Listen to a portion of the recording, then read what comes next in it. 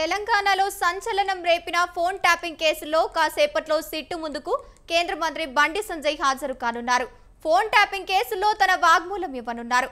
సంజయ్తో పాటు ఆయన ఓఎస్డీ వ్యక్తిగత సహాయకుడు వసునూరి మధు, బోయినపల్లి ప్రవీణ్ కుమార్, పోగుల తిరుపతి కూడా సిట్టు విచారణకు హాజరు కానున్నారు.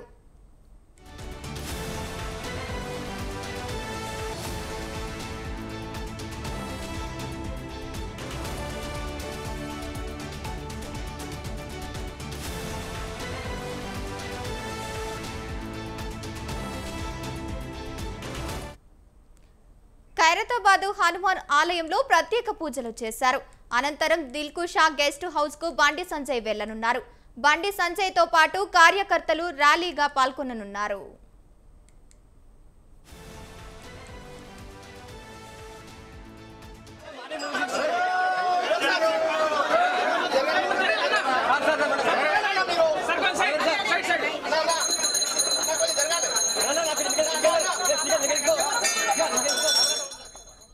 తాను ఇవాళ సిట్టు విచారణకు హాజరవుతున్నానని బండి సంజయ్ తెలిపారు. తనను నెల రోజుల క్రితమే విచారణకు రావాలని సిట్టు అధికారులు కోరారన్నారు. పార్లమెంటు సమావేశాల వల్ల హాజరు కాలేకపోయానని చెప్పారు. కాంగ్రెస్ బీఆర్ఎస్ మధ్య దోస్తీ ఉందని, ఇదంతా టైంపాస్ వ్యవహారంలా అనిపిస్తోందని బండి సంజయ్ అన్నారు. ఫోన్ ట్యాపింగ్ పై సిబిఐ విచారణకు డిమాండ్ చేశారాయన. రాష్ట్ర ప్రభుత్వం నియమించినటువంటి స్పెషల్ ఇన్వెస్టిగేషన్ టీం సిట్ గత నెలల క్రితమే విచారణకు హాజరు కావాలని చెప్పి నాకు నోటీస్ ఇవ్వడం జరిగింది. వాస్తవానికి గత వారమే హాజరు కావాల్సి ఉండే, కానీ పార్లమెంట్ లో ఆపరేషన్ సింధూర్ పై చర్చ ఉన్న సందర్భంగా పార్టీ యొక్క ఆదేశాల మేరకు ఆ రోజు పార్లమెంట్ లో తప్పకుండా పాల్గొనాల్సి ఉండే కాబట్టి సిట్ అధికారులకు సమాచారం ఇచ్చి రాలేకపోతాను సమాచారం ఇచ్చిన తర్వాత వల్ల తిరిగి ఈ రోజు రావాలని చెప్పి సిట్ అధికారులు నోటీస్ ఇచ్చిన తర్వాత ఇలా సిట్టు విచారణకు వెళ్తున్నా. నా దగ్గర ఉన్నటువంటి సమాచారం, నా దగ్గర ఉన్నటువంటి రికార్డ్స్, కాన్ఫిడెన్షియల్ రిపోర్ట్ అంతా కూడా సిట్కి ఇవ్వబోతున్నాను. ఒక కేంద్ర మంత్రే కాకుండా ఒక బాధ్యతాయుతమైనటువంటి ఒక పౌరునిగా నా దగ్గర పూర్తి సమాచారాన్ని సిట్కు అందజేసే ప్రయత్నం చేస్తున్నా. ఎందుకంటే తెలంగాణ రాష్ట్రంలో అందరికంటే ఎక్కువ అత్యధికంగా నా ఫోన్ కాల్సే ట్యాప్ చేయబడ్డాయి. అసలు మొట్టమొదటి ఫోన్ ట్యాపింగ్ విషయంలో ఫోన్ ట్యాపింగ్ బయటపడింది కూడా నేనే. అందరి నా ఫోన్లు, మా కుటుంబ సభ్యుల ఫోన్లు, మా సిబ్బంది ఫోన్లు, మా ఇంట్లో పనిచేసే వర్కర్ల ఫోన్లు, మా పార్టీ నాయకుల ఫోన్లు, మా పార్టీ కార్యకర్తల ఫోన్లు కూడా ఇలా కేసీఆర్ గారి ప్రభుత్వం ఇలా అన్ని కూడా ఫోన్ ట్యాప్ చేయబడ్డాయి. కాబట్టి ఈ విషయంలో ఇప్పటి కూడా ఈ కాంగ్రెస్ పార్టీ ప్రభుత్వం మీద నమ్మకం లేదు, సిట్ మీద నమ్మకం లేదు. సిట్ అధికారులు పోలీసుల మీద తప్పుపడతలేము, అధికారులు మంచివాళ్లే, కానీ వాళ్లను స్వేచ్ఛగా అధిక విచారణ చేసేటువంటి అవకాశం కాంగ్రెస్ పార్టీ ప్రభుత్వం, రేవంత్ రెడ్డి ప్రభుత్వం ఇస్తలేదు. ఇదంతా కూడా టైం పాస్ కోసమే. సంవత్సరాలు విచారణ పెట్టడం కాలయాపన చేస్తున్నది. కేసీఆర్ కుటుంబంలో ఒక్కరిని ఇంతవరకు అరెస్ట్ చేయాలి. కమిషన్లు వేసినారు, టైం పాస్ చేస్తున్నారు. కమిషన్ రిపోర్ట్లు వచ్చినా చర్యలు తీసుకునే పరిస్థితి లేదు. కాబట్టి బీఆర్ఎస్ కాంగ్రెస్ ఇద్దరి మధ్య దోస్తానా, వాళ్ళిద్దరు కలిసి ఈ డ్రామాలు ఆడుతున్నారు. కాబట్టి దీని మీద నమ్మకం లేదు. అందుకే సిబిఐ విచారణ జరపాలని చెప్పి మేము డిమాండ్ చేస్తున్నాం. మిగతా అన్ని విషయాలు కూడా ఆ విచారణ అనంతరం మీకు వచ్చే అన్ని విషయాలు పడే. తెలంగాణలో సంచలనం రేపిన ఫోన్ ట్యాపింగ్ కేసులో కాసేపట్లో సిట్టు ముందుకు కేంద్ర మంత్రి బండి సంజయ్ హాజరు కానున్నారు.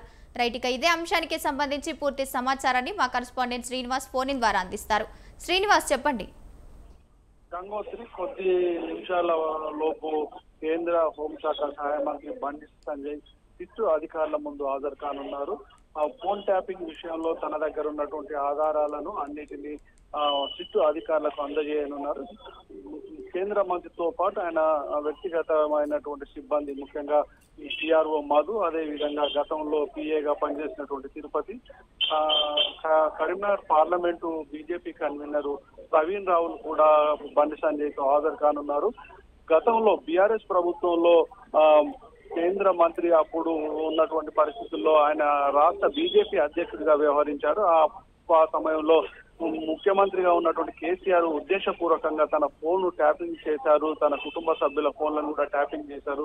తన వ్యక్తిగత సమాచారాన్ని, కుటుంబ సమాచారాన్ని పూర్తిగా వాళ్ళు ట్యాప్ చేసి తనను అనేక రకాలుగా ఇబ్బందులు చేశారనేటువంటి ఆరోపణలు చేశారు. అయితే ఇప్పుడు కేంద్ర మంత్రిగా బాధ్యతలు తీసుకున్న తర్వాత కేంద్ర నిఘా విభాగ అధికారుల ద్వారా అదే విధంగా ఇక్కడ ఉన్నటువంటి అధికారుల ద్వారా పూర్తి ఆధారాలను సేకరించి తనకు సంబంధించినటువంటి ఫోన్ ట్యాపింగ్ చేశారన్నటువంటి దాని మీద వాటికి సంబంధించినటువంటి వాటిని అన్నిటినీ సిట్ అధికారులకు అందజేసే అవకాశం ఉందని చెప్పవచ్చు. ఇప్పటికే బండి సంజయ్ తన నివాసం నుంచి బయలుదేరి ఖైరతాబాద్ లోని హనుమాన్ ఆలయం వద్దకు చేరుకున్నారు. అక్కడ ఉన్నటువంటి అభిమానులతో కలిసి ప్రత్యేక పూజలు నిర్వహించి అక్కడ నుండి పాదయాత్ర ద్వారా రాజ్భవన్ సమీపంలో ఉన్నటువంటి దిల్కుష్ గెస్ట్ హౌస్ కు చేరుకోనున్నారు. దిల్కుష్ గెస్ట్ హౌస్ లో సిట్ అధికారులు ఇప్పటికే చేరుకున్నారు. కేంద్ర హోం సహాయ మంత్రిగా ఉన్నటువంటి బండి సంజయ్ హోదాలో ఉన్నటువంటి పరిస్థితి కాబట్టి ఆయనను సిట్ కార్యాలయానికి రావాలని ఆహ్వానించలేదు. ఆయనకు పూర్తిగా ప్రోటోకాల్ ప్రకారం దిల్కుష్ గెస్ట్ హౌస్ లో విచారణ జరిపే అవకాశం ఉంది. కాబట్టి ఇక్కడికి వచ్చి కొద్ది క్షణాల్లో తనకు దగ్గర ఉన్నటువంటి ఆధారాలను పూర్తిగా సిట్ అధికారులకు అందజేసే అవకాశం ఉంది. గతంలో బీజేపీ కేంద్ర మంత్రిగా ఉన్నటువంటి కిషన్ రెడ్డి కూడా తనకు ఫోన్ ట్యాపింగ్ జరిగిందనే విషయాన్ని కూడా ఇటు అధికారులకు వివరించారు. అదే విధంగా బీజేపీ పార్లమెంట్ సభ్యులు విశ్వేశ్వర రెడ్డి, అదే విధంగా ఈటల రాజేందర్, అదే విధంగా రఘునందన్ రావు కూడా విచారణకు హాజరై తమ దగ్గర ఉన్నటువంటి ఆధారాలను పూర్తిగా అందజేశారు. గతంలో టిఆర్ఎస్ ప్రభుత్వంలో ఇటు ప్రతిపక్షంలో ఉన్నటువంటి బీజేపీ నేతలతో పాటు కాంగ్రెస్ పార్టీ నేతల ఫోన్ ట్యాపింగ్ చేసిందన్నటువంటి ఆరోపణలు ఎదుర్కొంటుంది. దాని మీద ప్రస్తుతం కాంగ్రెస్ ప్రభుత్వం ప్రత్యేకమైనటువంటి అధికారులతో సిట్ ఏర్పాటు చేసినటువంటి విషయాన్ని మనం చెప్పుకోవచ్చు. ఇందులో ఉన్నటువంటి జడ్జీలు కూడా తమ ఫోన్ ట్యాపింగ్ జరిగిందన్నటువంటి విషయాన్ని కూడా స్పష్టం చేశారు. వీటికి సంబంధించినటువంటి విచారణలో భాగంగానే ఈ రోజు కేంద్ర హోం సహాయ మంత్రిగా ఉన్నట్టు బండి సంజయ్ కూడా సిట్ అధికారుల ముందు హాజరై తన దగ్గర ఉన్నటువంటి ఆధారాలను అందజేసే అవకాశం ఉందని చెప్పవచ్చు. Bhagyashree. Right, thank you Srinivas.